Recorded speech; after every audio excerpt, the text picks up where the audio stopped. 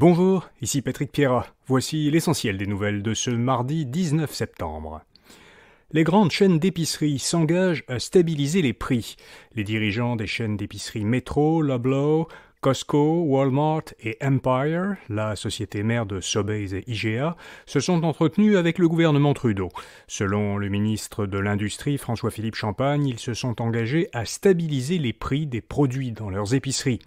Le patron de Métro, Éric Laflèche, soutient que les épiceries travaillent déjà fort tous les jours pour réduire les prix. Il a expliqué que les prix montent pour tout le monde et que les épiceries sont au bout de la chaîne d'approvisionnement. Les employés du secteur public envisagent une grève générale. Les 420 000 membres des 4 grandes centrales syndicales, CSN, FTQ, CSQ et APTS, se prononceront au cours des prochaines semaines sur des mandats de grève générale illimités. Cette grève générale serait précédée par des journées de grève isolées qui pourraient commencer le mois prochain. La santé publique de Montréal s'oppose au projet de mini-casino de l'Auto-Québec. L'Auto-Québec et le groupe CH, qui détient les Canadiens de Montréal, veulent ouvrir un salon de jeux au Centre Bell.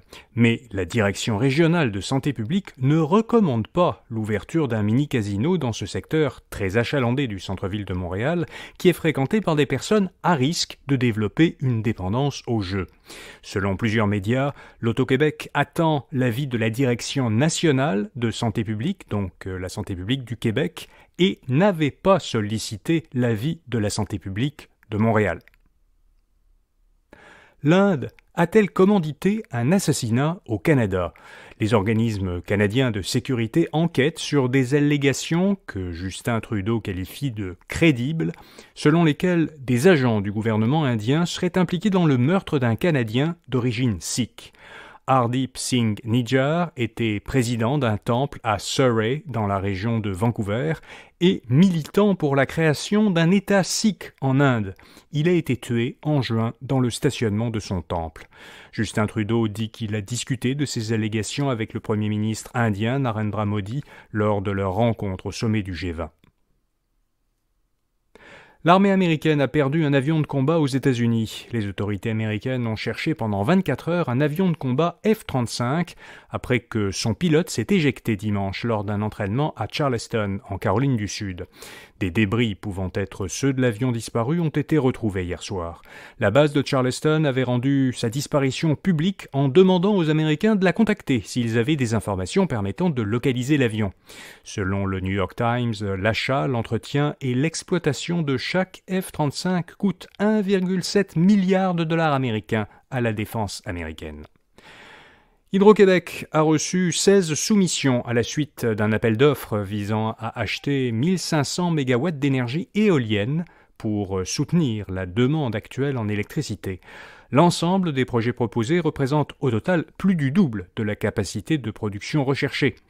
Parmi les plus gros projets, ceux d'Hydro-Méga Services et de Tuglik Energy, tous les deux situés dans la région de la Côte-Nord, représentent chacun 300 MW. La Banque de Montréal ferme sa division de prêts auto indirects, qui proposait des plans de financement pour l'achat de voitures chez les concessionnaires automobiles.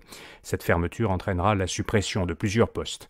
BMO explique que cette fermeture va lui permettre de se concentrer dans des secteurs où elle est plus concurrentielle.